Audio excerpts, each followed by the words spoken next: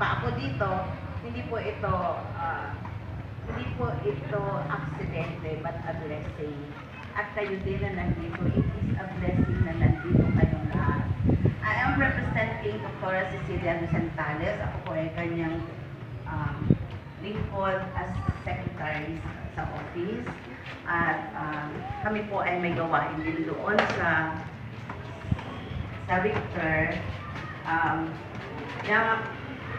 Hindi siya nakapunta dahil namatay yung kanyang kapatid. So, pinadala po niya ako dito.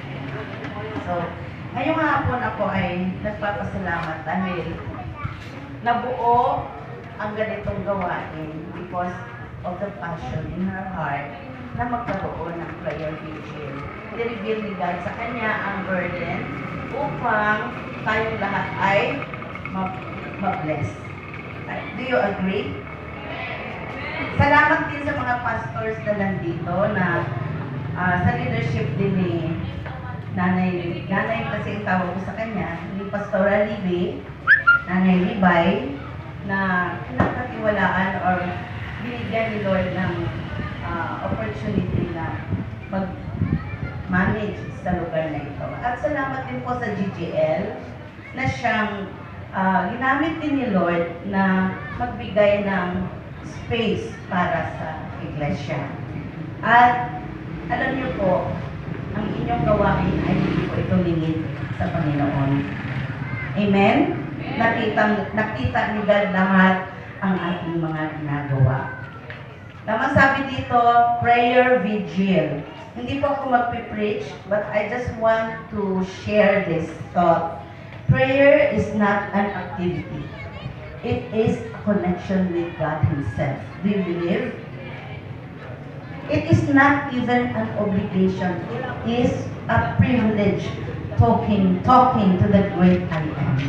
Siya yung I am, ako, ang katotohanan, ang daan, ang buhay. Siya lahat, the great I am. Siya ang ating kasagutan sa lahat ng mga dalangin or panalangin natin. Ang sabi ng isang mananampalataya, prayer changes things. Are you with me? Prayer changes things. Do you believe that? Na nakapagbabago ng mga pangyayari, mga bagay, at higit sa lahat, nakapagbabago ng puso ang panalangin. Lahat tayo ay recipients ng panalangin ng ating mga kaibigan, mahal sa buhay noon, at nandito tayo ngayon dahil sa panalangin. Ang sabi ng 1 Chronicles 7:14, lahat ay nakikinig at alam nila ito. Ang sabi ng Diyos, if my people who are called by my name shall humble themselves and pray and seek my face and turn from their wicked ways, then when I hear from heaven, I will forgive their sins and heal their land. Gusto ba natin ma-heal ang ating Freedom Bill? Amen. Ito po ang kasagutan ngayong hapon. Ang lahat ng mga ginawa natin sa buong 30 days sa pananalangin ay nakarating sa banal na presensya ng ating Panginoong Jesus.